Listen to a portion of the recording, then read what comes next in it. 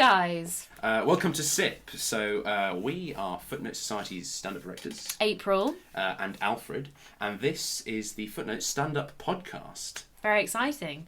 Since lockdown has interrupted the flow of new stand-up content, we thought this would be the perfect way to scratch that comedy itch. Yes, we will be covering a variety of topics, all centred around imparting our stand-up knowledge onto you, wonderful listeners. But mostly we'll just be trying to have a laugh. Exactly. So keep listening to SIP, the Footnote stand-up podcast.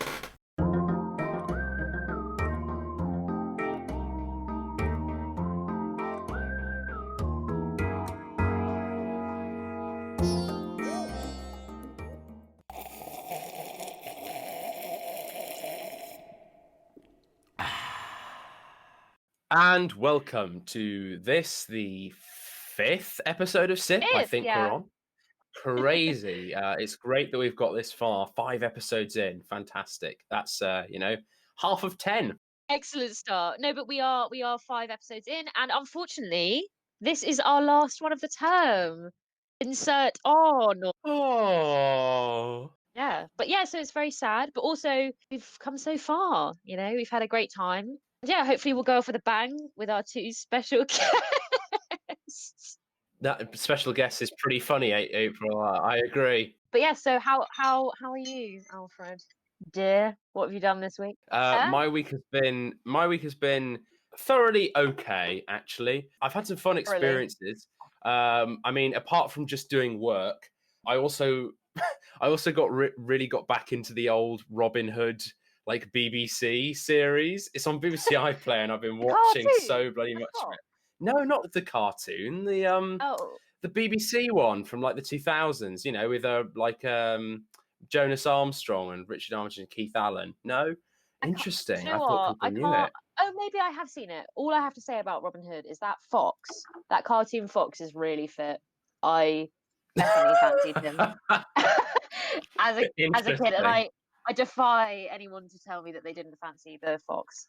Wow. As Robin Hood. Wow. I was always more of a Little John man. Oh, really? Okay. The other fun thing that happened to me this week, not naming any names, but I threw off a request for a master's reference to a member of staff. I don't think members of staff listen to this podcast, so I think I'm okay to talk about this, to be honest. I threw off this master's reference, and then a few days later, I was getting stressed, internally. I was like, oh. And so I sent a follow-up email. I was like, I know you're very busy, but any response would be really appreciated. And then this person, this member of staff, sent back the email, which started it is inappropriate to send a chaser email only a few days after a previous email. I would keep that in mind in regards to making a bad impression in the professional workspace and academia or whatever you're involved in. Oh my God. And so there I was I've responded to him being I'm sorry. But in my mind, I'm I don't really want him to write my reference if I've pissed him off, to be honest. Shall we get in? Oh, wait. How's your week been, April? I've almost, fucking rude, Alfred. I know. It's so fucking rude, isn't it? Yeah, my week's been very nice. I've been chefing like absolute mad. I've been cooking up interesting. a storm. And those dedicated listeners would know that you might have an impression of me that I'm a pretty terrible cook, but you're all fucking wrong because I've cooked some delicious things. I just like to put it out there. But yeah, so that's been my week. Examples, come on. You can't just throw that out there and not give examples. You can't be I'm the best cook in the world, but I'm not going to tell you what food I make. I made a aubergine parmesan, which was delicious. Very nice. That was good. And I made a dal. That was also lovely. Just absolutely chefing the shit out of it. So on that note, shall we introduce I was about to say delightful guests. Yeah. Segue. Well, you know who else is delicious? Our guests. Oh, you know who else is good for our health? Our guests. Our bloody guests. Go on, introduce yourself, lovely people. Hello. Hello. I am David. And I am Fergal. And together we are Durgle. Durgle. sounds like some kind of medieval, like, yeoman. Oh no, we thought it was giving off kind of X Factor audition vibes. We were hoping. Funny. Oh, Like, sorry. there was a couple on X Factor who punched each other. Yeah. One punched the other. Oh, amazing. Yeah, I love them. So what have you guys been up to this week? Go on, let us know. Well, my week has just been an absolute riot, to be honest. You know, eat, sleep, rave, repeat. No, yeah, all fine. Just going through the motions. Tier 3 life, just loving it. Dave, what about you? Yeah, I've spent an obscene amount of money in the library cafe this week, and I think that's symptomatic of how my week's going. They're like, "Oh, you're back again," and I'm like, "Yeah." I'm like, "Oh, do you have?" Oh, I sound like such a posh boy, but I'm like, "Oh, do you have oat milk yet?" And they're like, "No." Stop asking us. Like, please stop asking us. Like, we'll get it when we get it, love. Like, have some whole milk. The drink time has just gone off. Oh, Yeah. Drink time. So Fergal and David have very bougie drinks. They've got bloody umbrellas in them. yeah. So what the hell are you sipping? What's it? David made it, so my David, love, take it away. It's called an English Garden. It's gin and elderflower and apple juice. Normally it has cucumber in, but I don't have any in the house. The beggars can't be choosers. No. And normally it's elderflower liqueur as well, but also beggars can't be choosers. I don't have the money for, was it basically Saint-Germain or whatever it is? Don't work in a pub anymore, so I can't remember the name. Just gin and juice. Gin and juice, baby. That's considerably nicer than what I'm drinking. I'm sporting a flat G&T. That's me. Wow. Are you drinking from a vase? What vessel are you drinking? It's my fancy cup. When I'm feeling fancy. Fancy. Oh bollocks! I've just spilt my fucking drink on my laptop. I swear I do this all the time. Alfred, what are you drinking whilst I'm mopping this up? Speaking of like spilling, before we started recording, listeners, I think I spilled one of my drinks about 3 times before we started recording. I can exclaimed attest to 2 of those times. Yeah, it was not fun, so I've lost a lot of it. I'm boring, to be honest, this week. I was in Sainsbury's and I was thinking, what do I want to drink? What do I actually want to enjoy drinking? And I went for basic country boy, Thatcher's Gold. Country boy, I love you. We love a bit of Thatcher's Gold. I think I've always started on cider, and then it's always degenerated into something more menacing, I guess. Fergal, David, talk to us about your comedic likes and dislikes. So I would say my favourite comedian is Joe Lycett. Nice. Yeah, I really like. I'm quite a sarcastic, dry person, I'd say, and I feel that his humour is very much that. And I just think the way he goes about things is so clever. Like the stories he uses to kind of like help people out. For example, like the one where like people's parcels go missing with like Hermes, I think. Yeah, I think it's Hermes. Hermes. Getting out the parking ticket, an absolute classic. So yeah, no, I would say he is my favourite. I quite enjoy like a sarcasm in comedy. What about you, Dave? I was going to say similarly dry. I'm a big fan of Jo Brand. She was like only female. Yeah, she was like one of the only female panelists on like the political shows. You know, the like satirical. Have I got news for you? Yeah, have I got news for you? She was the host, wasn't she, for last week? I think so. And she just manages to hold her own really well in what was typically a very male-dominated world. Yeah.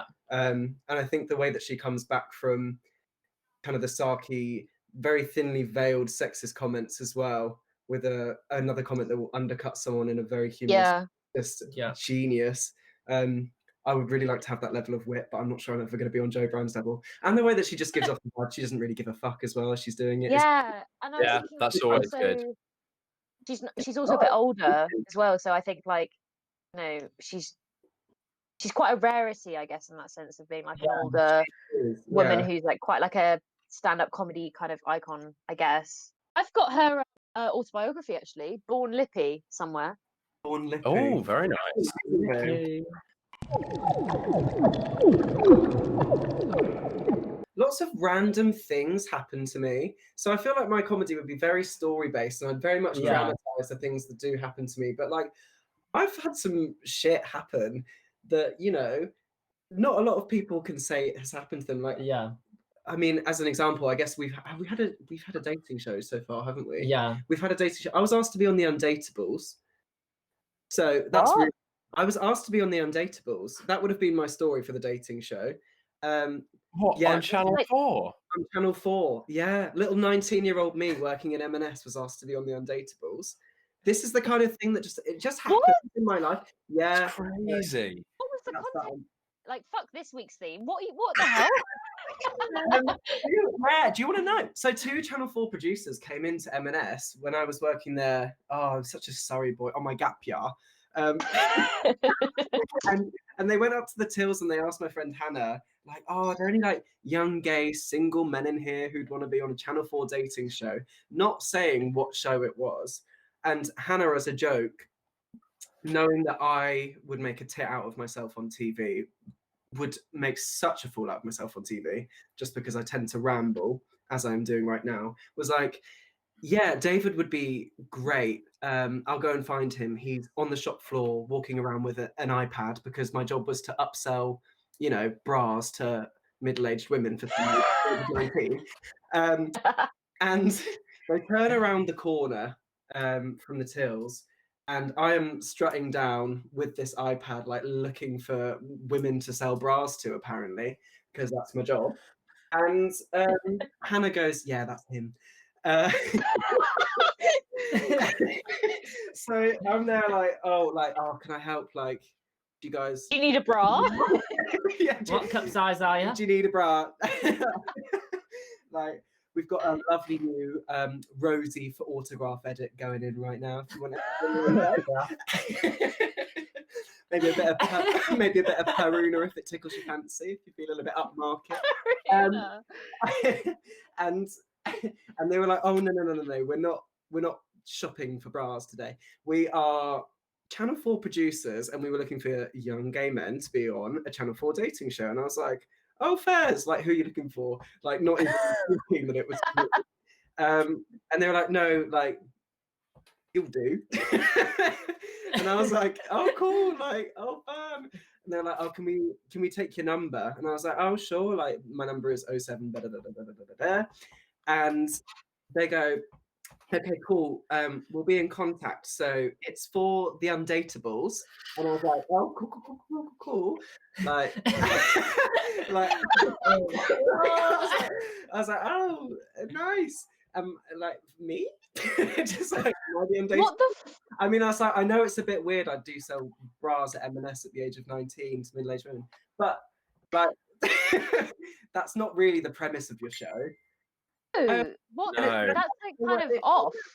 Surely. This made me question the show because I mean, the fact is though, Undateables is fully off anyway because it's like, you know, it's half sweet, but also it's really like infantilizing and dehumanizing for a lot of the people who are on it. Like, it's so comfortable to watch. It's no, and I think even the fact that it's called the Undateables is quite like. I was like, well, you kind of missed the point of your own show there as well. Yeah, literally. What was your ailment in this context? Yeah, so it's like a half funny story, half like what Channel 4 playing at. This is super problematic, but 100%. Oh, definitely. Years later, ramble on all day, love.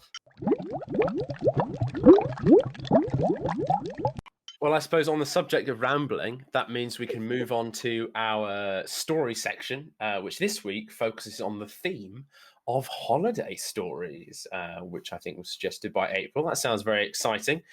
In the festive spirit, it's kind of coming up to a holiday now, so make the connection if you care, and if you don't, then don't, whatever. But that's what the theme is. Take it or leave it. So... Yeah, as you can tell, we at SIP are fully invested in the Christmas holidays. Yay, Christmas! We're all currently cold. We're all wearing, that's it. We're all wearing hats. We all come once a year. Yeah. That's how connected. I'm wearing nothing but tinsel. Right. So who wants to go first? Fergal, David, do you want to go first? Either of you? I can David, go you first. take the wheel, sweetheart. So, in the festive spirit, I went on a trip to Amsterdam just as I turned 18. So I was an early. Classic. I was an old baby for my year, so I was a September baby, and I went on a trip to Amsterdam in December, having planned it in September, October, very chaotically with my friend Kira and our two friends Eleanor and Georgia. We were like, oh, we'll skip the last 2 days of term. We will go to Amsterdam for a long weekend around Christmas, and we'll just see what it's got to offer because we know everyone else is going to want to go there, and we want to be the first ones to do it. So we go there, and we've been like really busy. Oh my god, it sounds really pathetic. We've been really busy with our A levels. Like English lit is So fair. They were English fucking lit is so stressful. hard. Shit, A levels were horrible. Remember that? We get there and we're like, oh well, we haven't really like planned anything. We've got a place to stay for the weekend, but we don't know what we're doing. And we're like, what do people do when they go to Amsterdam? We knew people smoked, so we just Googled coffee shops in Amsterdam, and we went to this coffee shop the next morning, and we sit down, and the only seat we can get are the ones that face outwards towards the street. And we start smoking, and we have one spliff, but I'm 18. I haven't really smoked much at this point. I still don't really smoke much. I was going to say, you've made yourself. Yeah, David You smokes. stoner. Oh, I didn't smoke so much at 18, but since then it's been a spiral downhill. I have 3 totes of heroin every day now. Actually, hotboxing this room right now. A line of cocaine from here to Timbuktu. Georgia's like, oh, I really don't feel it. Eleanor's like, oh, I'm having a nice time. Kira's also feeling it, but she, no offense, Kira, does smoke a bit more.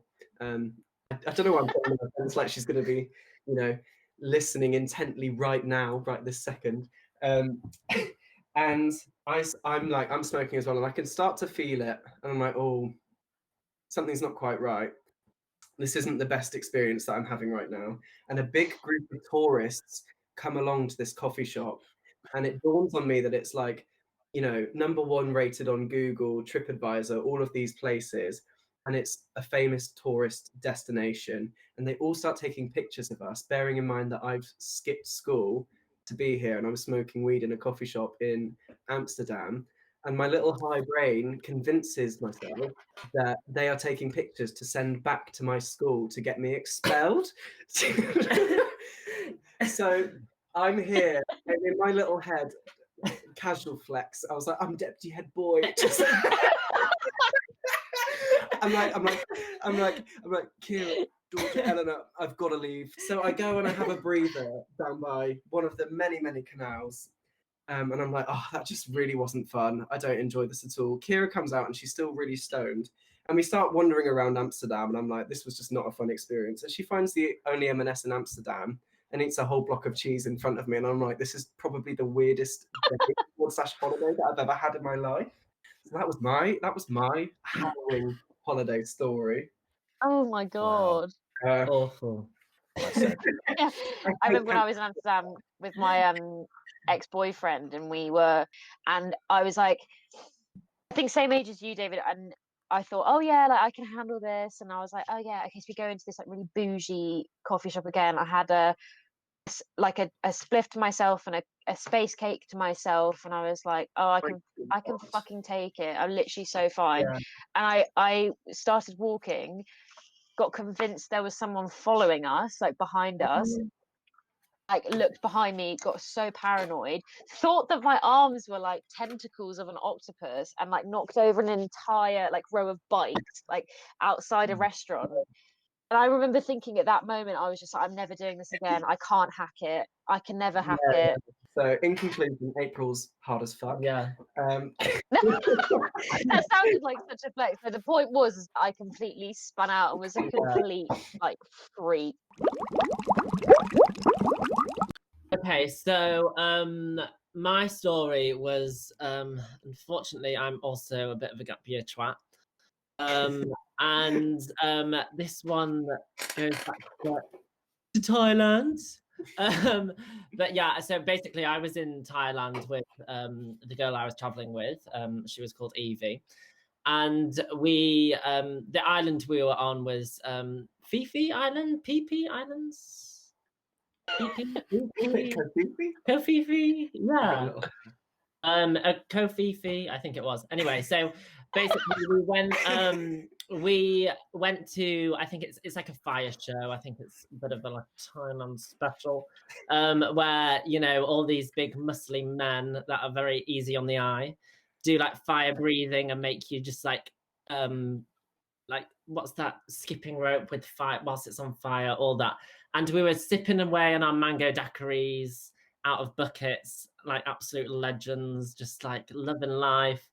And anyway, we were just basically we took it way too far at this this fire party. We were drinking so much. And then the next day we'd booked to go snorkeling on one of like the coral reefs. And we'd spent quite a lot of money because it's quite a notorious place for the old snorkel.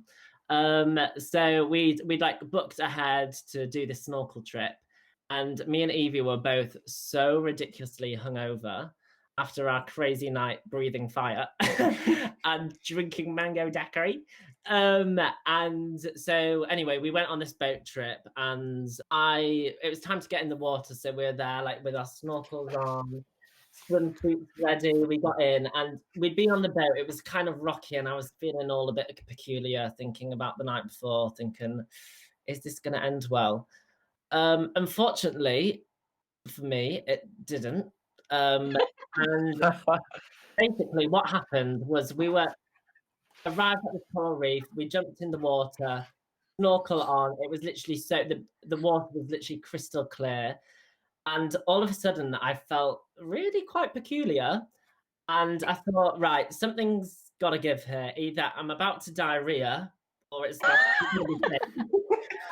And I had the snorkel on and I just projectile vomited. It literally blurted out of the snorkel like I don't know what. Like I was like a whale, like, do you know when whales like release water? Like a blowhole, yeah. Like a blowhole, yeah. Blowhole, mango daiquiri everywhere with my life in it. And I was like, oh my God, this is literally the most tragic experience of my life. I felt dreadful and just continuously vomiting mango daiquiri all down me. And all these lovely fish, which were, we were there to see. They swimming up to the surface. Endangered species. Yeah, endangered species. Eating and drinking my mango daiquiri stick. I literally felt like, do you know one of those in shopping centres when you see like those weird like foot spas and all those fish like eating you? I was just a glorified one of those. All these beautiful endangered fishes were just manging on my daiquiri stick. It was absolute. So, oh God. Yeah. That's awful. Did you enjoy the experience like at all? Or was it? No, you silly bitch. I mean, it was eventful. I'll do mine. Go on. I'm going to jump in. Go for it. I won't be polite. I won't say you do yours April 1st. Yeah, I'll jump into mine like an asshole. I want to do mine. Fuck off. So my oldest story. So I didn't do a gap year, but I did go into training in between first and second year. And at one point, when we were in, we stopped off at one point in Nice, which was so fucking like bougie. We went to some really nice places. We went Paris, Barcelona, Nice, Padua, Genoa, and Munich eventually. So some like quite big cities. And at one point we stopped off in Nice and we went on this bar crawl that obviously everyone who was doing like either gap years or interrailing was doing. And whilst on this bar crawl, we met this really kind of like gabby girl who I can't remember what her name was. I think it was something along the lines of like Abigail or something. And we were talking to her, and she was just telling us about her entire life story. And she was said something along the lines of like, so yeah, like I met this really fit guy in Paris, and I was in Paris because we'd been to Paris earlier, so that's how we got into this conversation topic. I went to Paris and I met this really fit guy, and he's an American, and like he did me up the bum. And she was telling us about this story in which like it was quite grim, but they'd gone into these stalls and he'd done it, and we were like, okay, cool, like we're not going to need to remember that ever again, like we're not going to need to think about that ever again. However, later on in the trip, when we were in Munich, we just arrived in Munich, went downstairs for our like breakfast included with the like whatever the hostel was.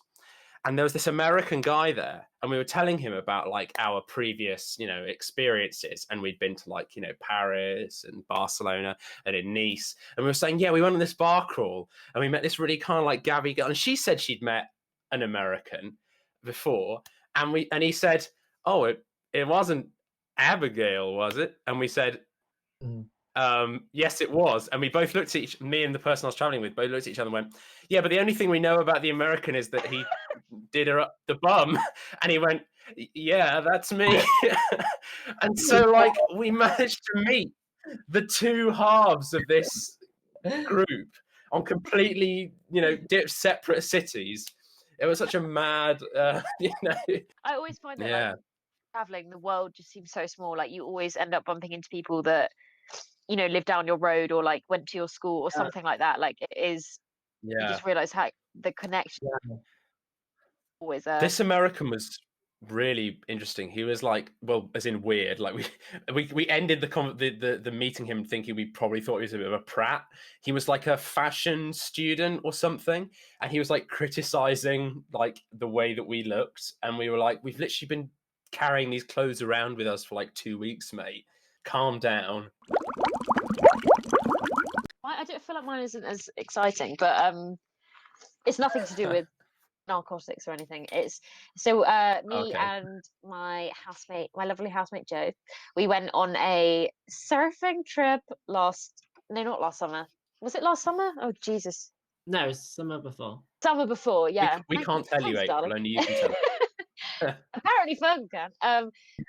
Yeah, we went on this surfing trip, and I remember like we literally felt like okay, we were going to become like pro surfers by the end of this, and we had like kind of been discussing that we're going to rent a camper van, and we were going to get out like the shortest boards or whatever, and just I don't know, get a wave tattooed on my bum or something. We were like really bigging it up, and then got one on your back. What did you say? I think you've already got one on your back. It's not a wave. What is it? It's a whale tail. I'm so quirky. But yeah, so I got 2 gap year tattoos. I'm riddled with them. What is it? Wow. Do you know what? That could even be my fucking story. So that famous thing, 2 bees a swarm. So my tattoo on my neck is a whale tail, and then I did the most gap year thing ever. And I got the word family in Fijian tattooed on my ribs. which, for anyone who doesn't know what that word is vuvale, which also looks like vulva. So it looks like I have vulva tattooed on my ribs, and I hate it. I hate it so much. Oh my God. Ellen the G of the LGBT here then. Anyway, the story wasn't about my absolutely tragic tattoo, which I want to get covered up with something. But yeah, so Jo and I, lovely surfing trip, and yeah, we thought that we were like, okay, so we're gonna go like rent some boards out at the end of the week after our lessons. It'll be fucking pro, it'll be lit, and we got in the water, and I was absolutely killing it on the sand. Like you've never seen anyone like do the paddle stand on the sand quicker than I did. And I got in the water, tried to do my like first, I don't even know what the fuck it's called, like, well, get up onto the board standing, ride the wave, and I fell really badly, and I basically dislocated my shoulder and nearly concussed myself, and I thought I broke my nose because there was blood everywhere, and I literally like I stagger out the water with it like the surfboard like trailing behind me, like still like whipping up, like flicking me in the face, like my hair like smeared across my like eyes, like blood everywhere. And then one of the instructors who was just like on the side was just like, "You okay?" And I was like, no, I'm not. This is shit. And yeah, and he was just like, "Oh, you're fine, go back in." And I was like, no. And then when everyone else like went off for their other surf lessons, I had physio, which is I think was like the most like April Miller version of like a holiday ever. To pull or break something and then ruin it, basically. But the holiday was still great, and I still can't surf. Imagine trying to skateboard on jelly. That's the comparison with surfing. Yeah. Yes, that's such a good point. So when Mally was on holiday with her parents, I think she was in France, and her sister, she got first period, and she didn't know like what was going on. So she basically she thought she was dying, and so but she didn't. As you do, but she didn't want to leave the holiday, and she knew that if she told her parents I'm dying, she'd have to leave the holiday. So every day she would like in quite a ceremonial sort of fashion go down to the river and like throw her bloody pants into the river and have them wash away and then return. And then obviously this process will repeat. And she went with her sister. It sounds like some kind of sacrificial, like biblical thing. And to the end of the holiday. Younger or older sister? I assume younger. Younger, yeah. Yeah, and yeah. Then, an older sister to let that happen would just be like. Yeah, no, I agree. It's I think.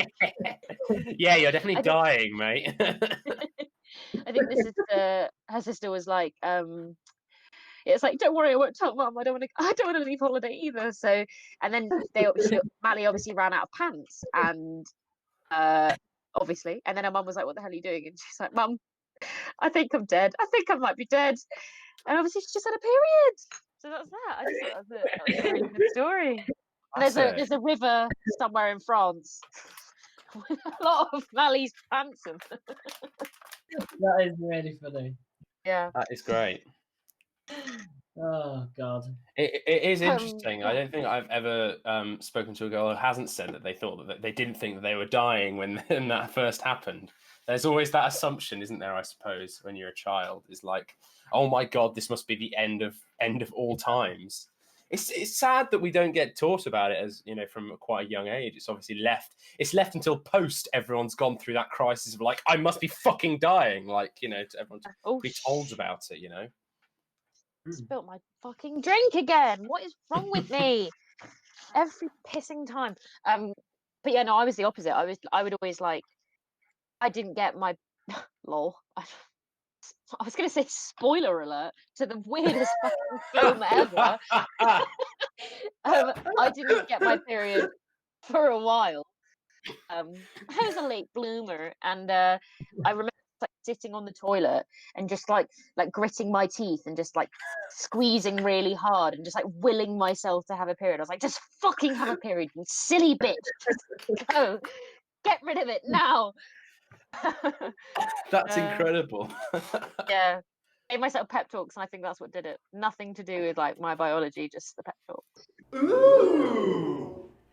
Ah. So every week on SIP, as if you've been a loyal listener, you will know that we have a fun little game section. For the first 2 weeks, we had this kind of word association and accent challenge, but for the last few, we've had this quite fun game, which we've been referring to as Who Am I Serving Now? Which is basically a game. Last week I said I awkwardly input the real name, but I actually said the right name. Obviously, my memory is stronger than I thought. That bodes well for old age. We now have the game Who Are We Serving Now, which basically involves one of us will be playing a bar person at a bar. Don't we all wish we could be going to pubs right now and hanging out?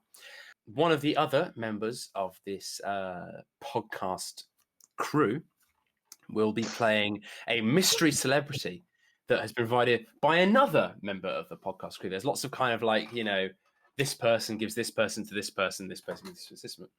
So, because we have two guests, we'll have two different sessions of who we're serving now.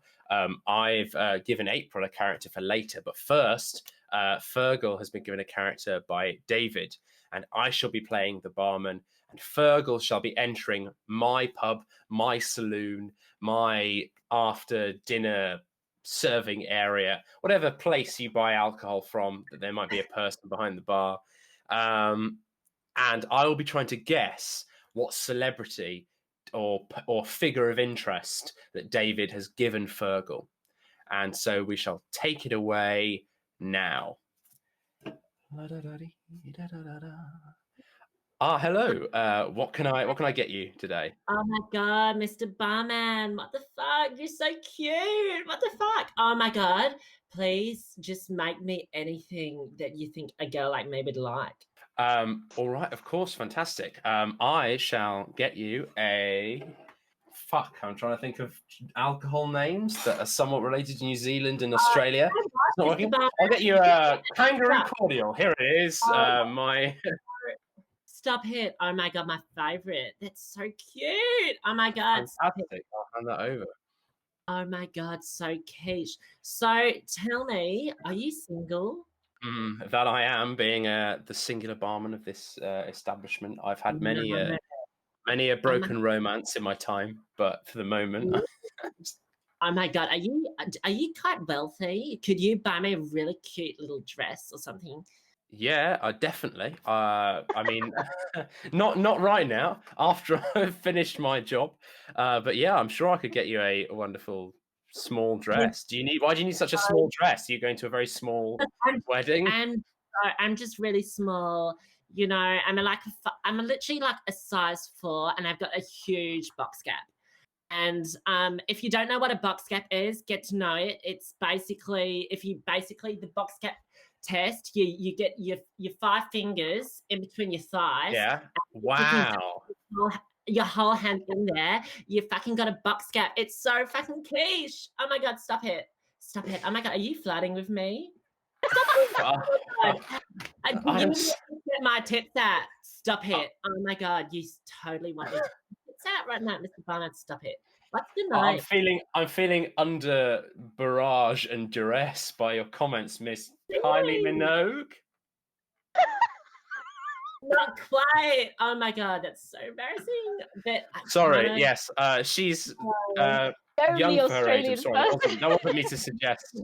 Oh my God, that wasn't me to suggest. Australians than just me and Carly. Pardon, sorry?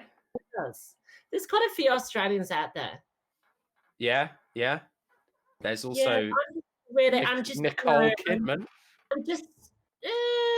I'm just kind of like, you know, a high school girl, just trying to live my best life. I'm only 16. I'm privately school educated, and I just just a private school girl, and that's the end of it. Oh yes. I've enjoyed your exploits. I hope it's not too rude of me to say that you come across quite mannish in your show performance. Kind of. I guess so. Oh my God. Yeah. No, you're spot on there. And your name is, and I feel such a fool for forgetting. Alfred, I added the apostrophe in year right. Yes, Jamie, you are Jamie. Shamai. Yes. I added the Shamai.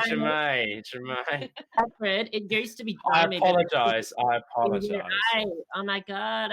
Of course, you are a cultured person. Although I'm sorry, I don't think I can be serving you. You're underage. Get out of my bar. I'm sorry. That was so good. Well done. Oh. Drink time. Drink time. People. Oops. Have a big festive... Oh, fuck. Shut up. A big festive... Skip.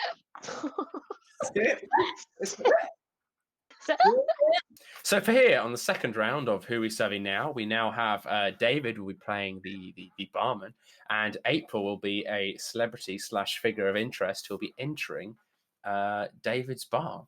Would you like to take it away, kids, and we'll see where you go?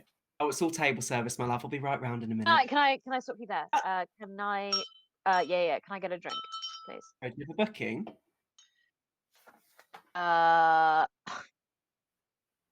You are the worst barman I have ever met.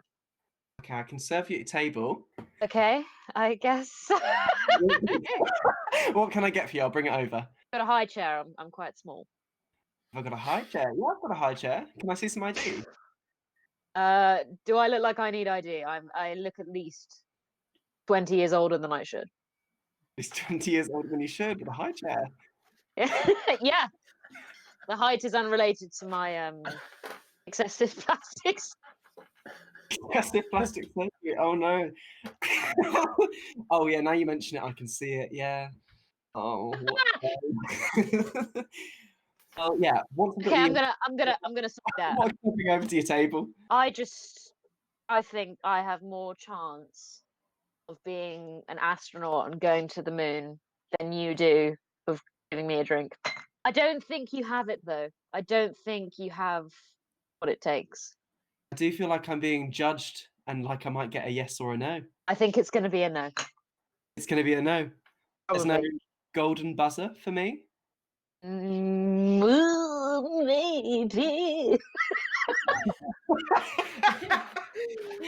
Depends what year it is. Oh no.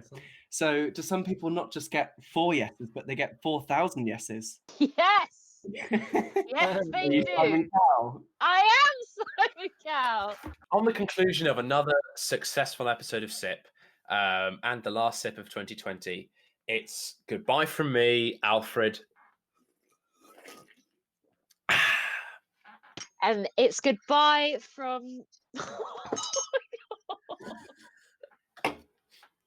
I was trying to be... Do you want a hint? Do you want a hint? It's your name. No, I know. I was trying to be punny, but I was just like, that was what was going on in my head.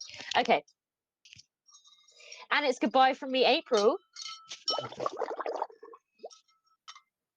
And it's goodbye from us, Fergal. Fergal.